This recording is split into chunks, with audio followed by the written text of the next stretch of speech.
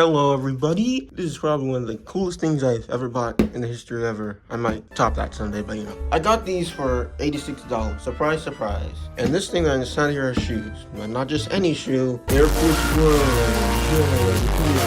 Whatever. But yeah. Anyways, I got these for a staggering low price, $86. Wow. Got together, they're cheapest Air Forces in the nation. Not anymore. You know what's so funny? Because a few days after I bought these shoes, they sold out. So let's just unbox them. I have to rip off the tag and open it. Real soon will dox me. Oh my god. Oh my god. Come on, just open already.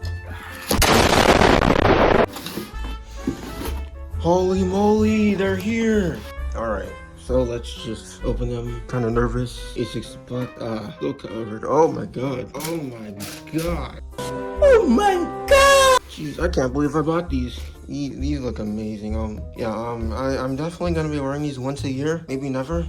Yeah, these are the cheapest, and like I said, cheapest Air Forces in the nation. Smell test.